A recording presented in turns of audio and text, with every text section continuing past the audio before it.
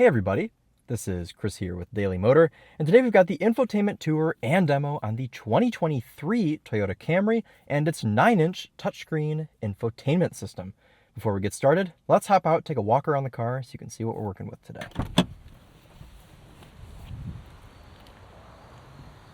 Here it is, cosmetically mostly unchanged, if changed at all, for the 2023 model year.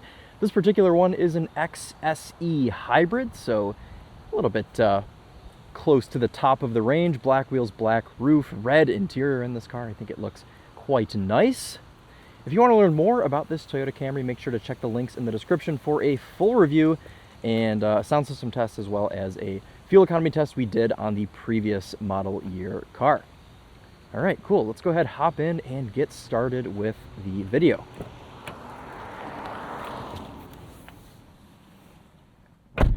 Before we get started on the actual infotainment system, let's take a brief glimpse at the cluster. We've got two analog gauges here on either side, and in the middle we have a small little display that you can cycle through a few different menus with. At the top here we have our fuel economy menu, hybrid eco guidance, and also a digital speedo. One down from that we have driving support, audio if you have music on, energy monitor for your hybrid system. Kind of a cool animation there. There's your energy monitor, and when you go over 1 to tire pressure, check that out, pretty cool. And another animation to show what sort of driving aids you have toggled on for your car. As you can see, we have all of them on right now. And then settings down here at the bottom, you can toggle on your different driver aids on or off. You can also adjust your heads-up display from this menu. I had some trouble finding this earlier this week. While I was driving this car, I was like, how the heck do I adjust my heads-up display? Because usually that is in your infotainment screen, but on the Camry, it is here in the cluster. Okay, cool. I mean, that's really about it. There is not too many things that you can mess with here in the cluster, but that is the brief tour of what you can do. Of course, being that this is a hybrid, our gauge here on the left shows your different hybrid things, whether the battery is charging, if you're an eco, or if you are into power, and then just a speedo and a fuel gauge there on the right-hand side. So let's go ahead and take a look at this 9-inch touchscreen here. As you can see, this car has the JBL sound system, so we do actually have our little JBL brand down here at the bottom of the screen. This is pretty similar to infotainment screens that we've seen in many other Toyotas. I don't think this has changed at all for the 2023 model year, but we'll go ahead and take a look at it anyways. Overall, one thing that I don't really love about the screen is the texture of the screen. It's kind of like a matte, kind of old-fashioned feeling texture, and I'm really just not the biggest fan. What I do like about it is that it helps with glare. You don't really get a lot of glare, but you do, in return, have kind of a cheaper feel and a lower resolution overall on the screen because of this. So let's take a look here at some of these physical buttons that are on the screen. On the left-hand side, we have a row of 5 different options here: home, menu, audio, map, and our power or volume knob there on the bottom left. You can power on and off your audio, or you can use it, of course, as a volume knob. On the right-hand side, we have seek, track, phone, apps, and a tune knob there on the bottom right. Home button just takes you right here to our home screen. Upper left, audio source. Favorites here to add contacts if you have your phone synced. And on the right-hand side, we have our map. If we click menu here on the left, that takes us to our menu. And to be honest, this is the newest looking screen here on this infotainment. Usually it would take you to a slightly different screen here. It looks slightly different, but now we have a gray and blue theme, and this looks a little bit more modern. But basically all this does is give you 7 different icons here. Destination, which is basically just the map button, except it gives you the destination menu. You've got your audio source here. I've got my phone paired right now, but it'll take you to whatever source you want to be at. Apps, phone projection, which when we show you Apple CarPlay and Android Auto later on, you'll see those. Info tab for driving info, traffic incidents, weather, and whatnot. And then your settings menu here. General Bluetooth, audio, phone, voice, navigation, vehicle, all of your settings live here in the setup menu. You can see all of those here. You can toggle on quite an annoying beep that this car comes standard with. I have that toggled off because I don't like listening to a beep every time I touch the screen. walk you guys here through all of the different settings menus so you can see what they all do.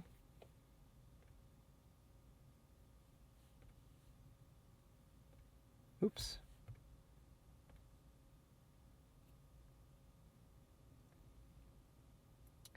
So pretty basic settings menu there, nothing really out of the ordinary.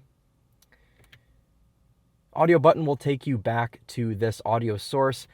What's silly to me about this is that this menu really just takes over for a lot of these different physical buttons, but I guess just the fact that you have two different ways to do something makes things a little bit easier, but also can make things slightly confusing. So I'm guessing that the next version of this infotainment system probably won't have these physical buttons, but we can enjoy them while we have them.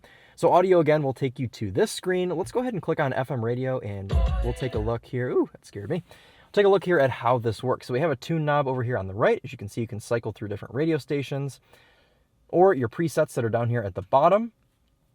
Let's go. Also, you have your sound settings here. You can adjust your treble, mid, bass, fader, balance, and also you can turn on or off your automatic sound levelizer here. Again, this does have a JBL sound system that if you want to learn more about, make sure to check out Charlie's video reviewing this system. Okay, let's take a look here at Sirius XM. This will work the same, except it just looks slightly different. You can toggle through all of your channels here or have presets. Pretty simple way, and makes it easy for if the passenger wants to change the radio station, they are easily able to tune through with that knob there. Map screen here takes you to the in-house navigation. As you can see here, pretty decent. It is in night mode right now. The headlights are on, so we do have a dark screen. You can search here for points of interest, destination assist, whatever you want to do. You can do all of that in here. Let's actually go back here, because if you don't want to use this, I think you can use, yes, you can. Okay, so if you don't want to use the tune knob, you can use these seek and track back and forth buttons to change your stations as well. And then this takes you to the apps menu. So a couple different ways to get to everything, and you know, some people may like that, some people may not. Personally, I think they could really do without this menu button. I don't really see why you need to have multiple ways to get places, especially when everything else is just right here in front of you, but not the biggest deal. As far as climate control goes, that is in a separate panel down here below our vents and our hazard button, and I do appreciate that this car has a physical climate control button and it isn't stuck in this infotainment system. So now that we've gone through the full in-house system, let's plug in my iPhone here, and we will take a look at how Apple CarPlay looks on this 9-inch infotainment screen. As you can see, Apple CarPlay will pop up right there on the bottom left-hand side. We can click on that, and that'll take us to our slightly narrow display here. 4 apps across, 2 apps down, but the apps are quite big. Got a number of different screens here because I have quite a few apps that project. Resolution is pretty decent, but like I said, with this matte screen, it isn't the highest resolution, so it doesn't look the best that it could. Though it does react pretty quickly, and no real complaints here. Let's take a look here into Waze. Reacts decently quick. Let's take a look at Spotify.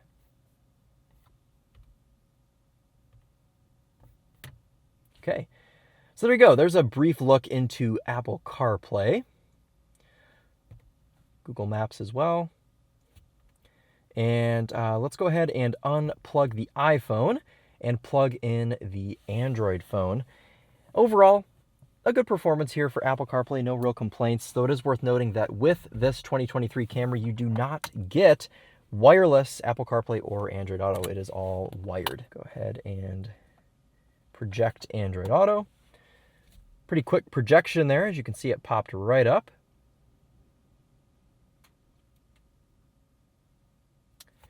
This is an inactive Android phone, so we don't have all of the features, but we do have a full screen display here of Android Auto, and it looks to be about the same quality as Apple CarPlay. Sometimes we find that Android Auto looks a little bit lower quality than Apple CarPlay. It also reacts pretty quickly. It lags, oh, okay. It has disconnected. I think that was the phone's fault, though. I don't think that was the car.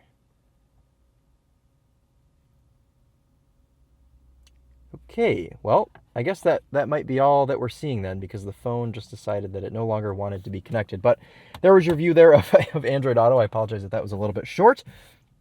But there you go. that'll wrap it up for this video. I hope you guys have all enjoyed. And overall, a really just decent infotainment system. I wouldn't say that it's out of this world. I think that it could use some updates overall. And, you know, I think that they've got... Oh, Android Auto is coming back. Android Auto has connected and is coming back, perhaps? Nope. It's okay. It's freaking out. We're going to go ahead and unplug this. Save the phone from freaking out. I don't really think that they need to have this separate menu screen here, but like I said, it just gives everyone another way to go ahead and do things. It doesn't run the fastest of anything that I've seen, but this is a decently old system, and for what it is, I think that it does a pretty decent job. Also, just the fact that you can project your iPhone or Android, and those both run nice, I think that that makes this quite all right, and it doesn't look too bad either. So thank you all so much for watching. I hope that this has been somewhat helpful or insightful for you. Make sure to leave us any comments below, any sort of feedback, anything different you'd like to see in these infotainment videos. Certainly let us know, and we will take that into consideration. Well, that'll wrap it up for us today. Thank you all so much for watching. This has been Chris here with Daily Motor, and as always, drive on.